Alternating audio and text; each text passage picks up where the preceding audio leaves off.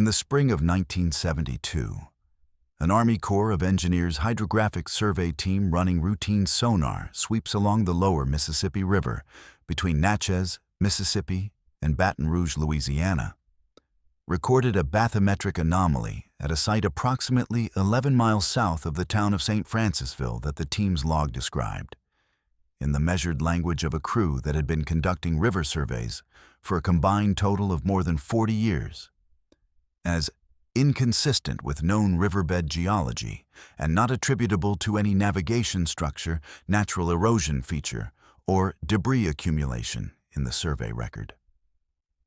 The team had surveyed this stretch of river before. They knew what the bottom of this particular section of the Mississippi looked like. They had records going back years. What the sonar showed on this pass was not what any prior pass had shown, and was not what any prior pass should have suggested was possible at this location. The team's hydrographer, a civilian contractor named Roy Deschenais, who had been working with the Corps on lower Mississippi surveys since 1964, noted the anomaly on a separate page of his personal survey log and added a notation that does not appear in the official field record. Depth reading at this point exceeds maximum previously recorded depth for this section by 63 feet and shows internal geometric regularity inconsistent with natural formation. 63 feet of additional depth. Geometric regularity. Those are the two phrases I have been sitting with since I found Deschenais' personal log in a storage facility in Baton Rouge that belonged to his daughter, who was preparing to liquidate the contents following Deschenais' death in 2019, and who did not know what the notebooks were or why there were 11 of them covering 9 years of river work. I came to this through Deschenais himself, in a manner of speaking. I had been researching the history of civilian contractors in federal river management, a subject that has almost no popular literature and a surprising amount of institutional archive depth, and a reference in a Corps of Engineers internal newsletter from 1974, the kind of publication that nobody reads because it was never intended for anyone outside the agency, mentioned a hydrographic anomaly survey conducted in 1972 that had been referred to technical review. The newsletter named no location. It named no personnel. It used the phrase referred to technical review in a context that made it clear the referral had concluded the matter from the Corps' public-facing perspective, which is the bureaucratic phrasing for a file that has been moved somewhere. It will not generate further questions. I spent 8 months tracing the personnel records for lower Mississippi survey teams active in 1972 before I found Deschenais' name in a federal contractor payroll record, and another 4 months finding his daughter through a combination of Louisiana property records and an obituary in the Baton Rouge Advocate. She let me photograph everything in the storage unit that looked like paper. By the time this reaches you, you will understand what the sonar record shows, what the Corps' internal classification of the anomaly survey means in the specific technical vocabulary of how the Corps handles material it does not want in the public record, and what a second document, a memorandum written 6 days after Deschenais' survey by a senior Corps district engineer in New Orleans, says about who was notified and what they were told. The lower Mississippi River between Natchez and Baton Rouge is one of the most extensively mapped river systems in the world.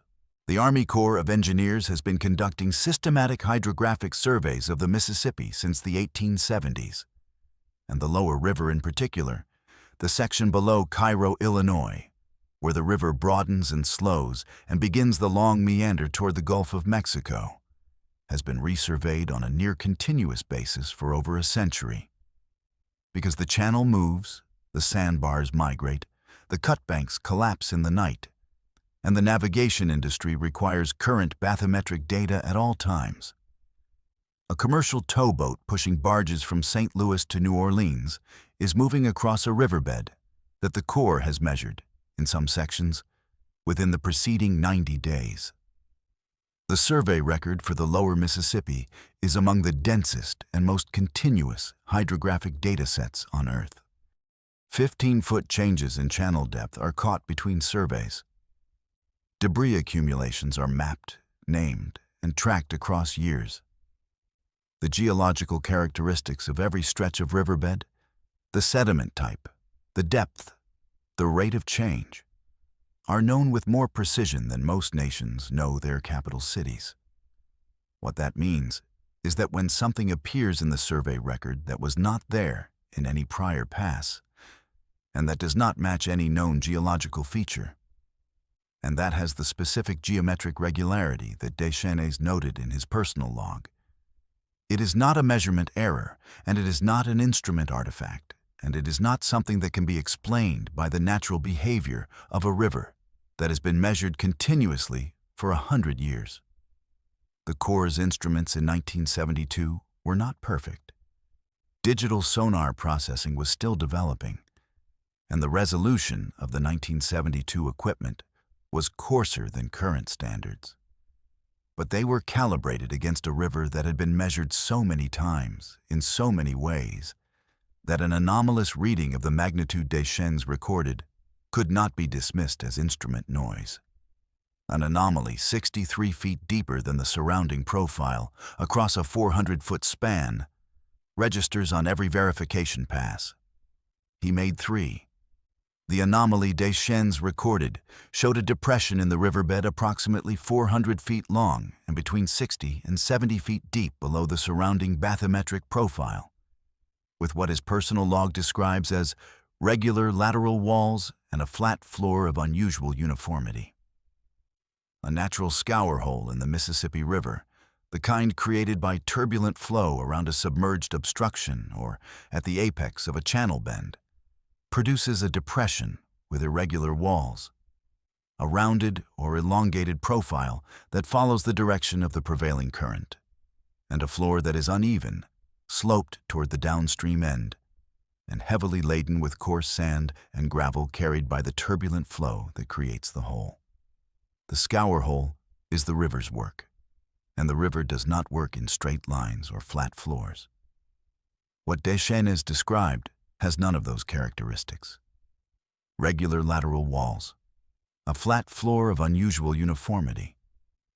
In the hydrographic vocabulary, that is not a scour hole. That is not an erosion feature of any kind. That is the shape of something that was made rather than formed. This is the part I keep returning to, because the section of river where Deschênes made his survey is not a location that the historical or archaeological record associates with any known structure.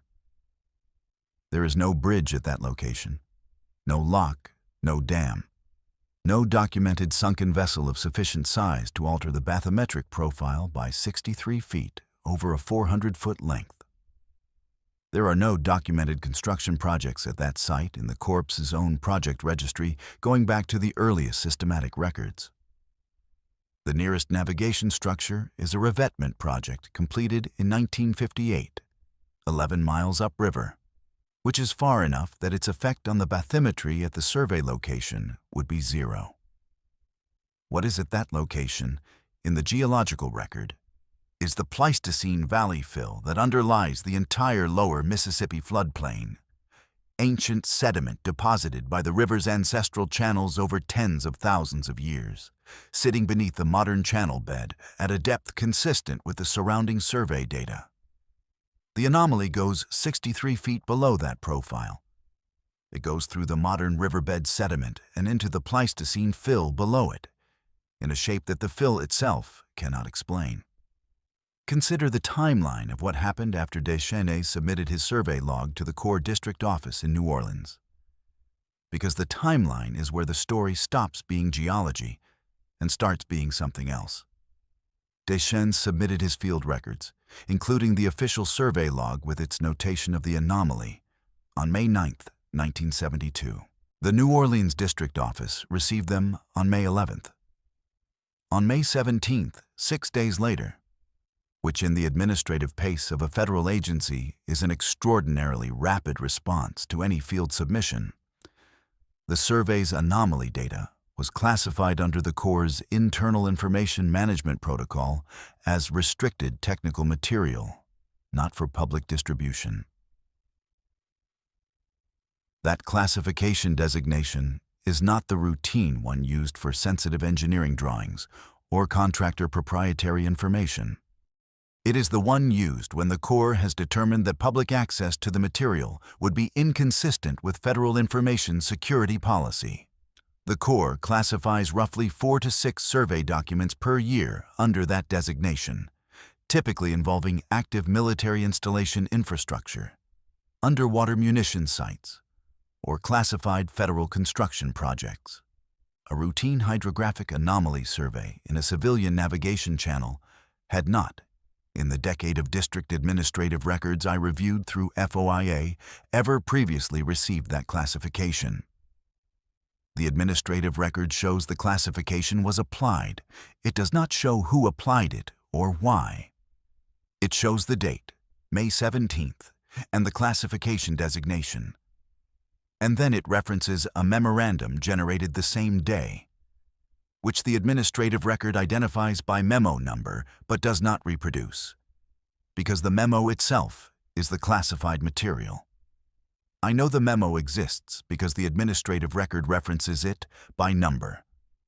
I filed a FOIA request for it in January of 2020 and received a response 14 months later, in March of 2021, informing me that the document had been reviewed and determined to qualify for exemption under FOIA Exemption 1, which covers information classified in the interest of national security or foreign policy.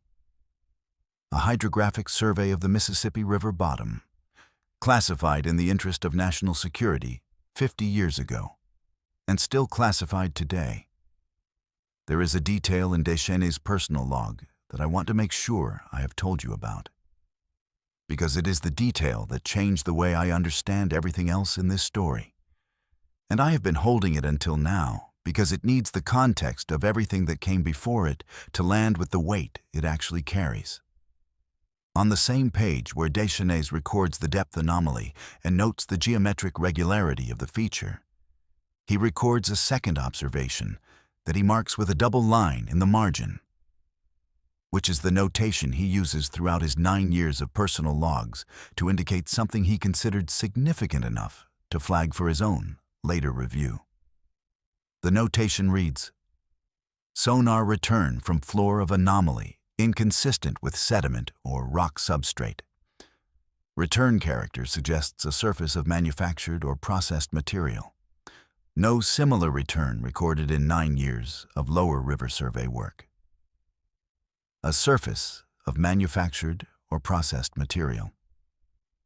At the floor of a 63-foot depression in the Mississippi River bottom, 400 feet long, with regular walls and a flat floor of unusual uniformity, in a section of river with no documented structure and no known history of construction activity.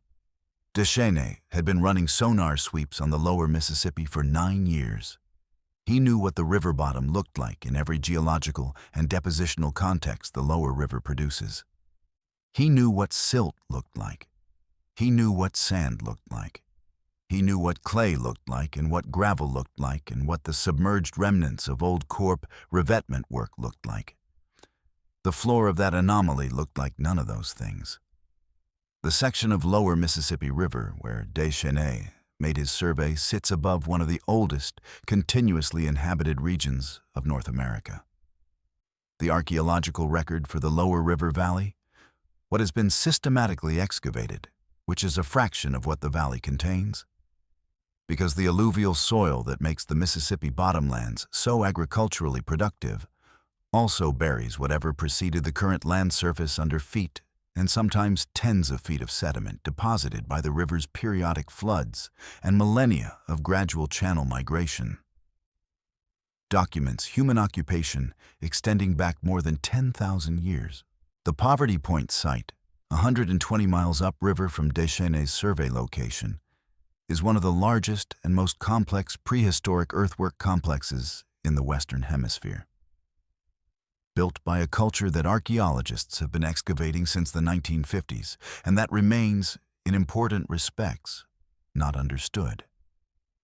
A society that was building monumental earthworks, conducting long-distance trade in copper and stone across a continental network, and working in materials and at organizational scales that the existing chronological framework of North American prehistory still struggles to fully account for 3,000 years ago or more. Deschênes' survey location is 120 miles downriver from Poverty Point, at the bottom of a river that has been moving, eroding, and depositing sediment for the same 10,000 years that the archaeological record documents human occupation of the surrounding valley. What the river has been moving and depositing over that period is the land surface of that valley. What might have been on that land surface in the past, before the river migrated over it, before it was buried under the sediment load of a continent, is a question that the archaeological literature, which is constrained to what can be excavated on dry land, does not have the tools or the mandate to answer. The riverbed does not get excavated, it gets surveyed. And what the surveys showed in May of 1972 was something the Corps classified the same week it was reported. What was in Deschênes' anomaly? What produced a sonar return suggesting a surface of manufactured or processed material at the floor of a 400-foot geometrically regular depression, 63 feet below the surrounding riverbed, in a section of river that the Corps classified under a national security exemption 6 days after his survey was received, is a question that the administrative record references in a memo I cannot read, that the FOIA process says is still classified, and that Deschênes himself, in his personal log, does not attempt to answer. He records what he observed. He flags the significance. He does not speculate.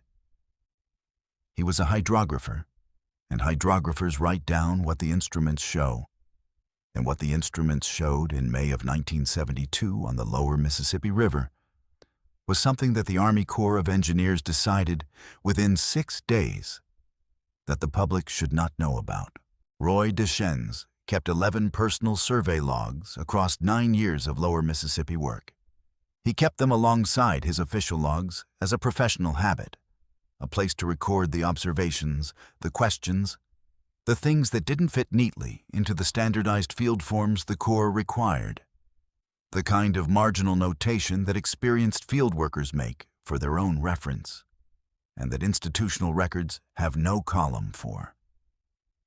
The 11 personal logs together form a continuous record of what it felt like to do that work, in that river, over that span of time. The personality of different sections of the channel, the way the river behaved in flood years versus dry years, the specific character of different categories of sonar return across hundreds of survey passes. He knew that river the way a doctor knows a long-time patient, by accumulated familiarity, by the feel of what normal looked like, which is what made the 1972 anomaly unambiguous to him, in a way that a less experienced operator might have second-guessed. 10 of the 11 personal logs are not in the Corps' public survey archives, because personal contractor logs were not part of the standard submission package. Only the official field records were formally required. But the Corps' archival practice was to absorb contractor personal notes when they were offered, and Deschênes, at the end of each survey season, had historically offered his. 9 years of personal logs had gone through that process without incident. The 1972 log, which Deschênes apparently retained in his personal possession after the classification action, whether because he was told to retain it, told to destroy it, and chose instead to keep it, or simply held it out of a private instinct that something in it deserved to survive the classification process, is the only one missing from the Corps' holdings. The other 10 are there. The 11th, which contains the anomaly record, is the one I photographed in a Baton Rouge storage unit in 2019, in a cardboard box alongside 8 years of Christmas cards, a collection of road maps from the 1960s. and a disassembled fishing rod that his daughter said he had never gotten around to reassembling. The anomaly is still there. A bathymetric feature of that scale with a floor of that sonar character does not fill in on its own. The river continues to move over it. Whatever produced that sonar return in May of 1972 is 63 feet below the Mississippi River surface at a location 11 miles south of St. Francisville, Louisiana, in a classification file that the federal government has determined, for 52 years and counting, that the public does not have the right to read. The FOIA exemption that covers it is the National Security Exemption, a hydrographic anomaly in a river, classified for national security, still classified today. I have not been able to construct an innocent explanation for that combination. I have tried. The most innocent version I can build requires the Corps to have classified a natural geological feature for 50 years, which is not how the Corps handles natural geological features. And the least innocent version I can build requires me to accept that Roy Deschenets, who had 9 years of sonar survey experience on that river, accurately recorded what he saw, which is something I find considerably easier to do than the innocent version. If you know someone who thinks about what gets classified and what gets kept, not destroyed, just move to a shelf where the question stops being asked. Share this with them.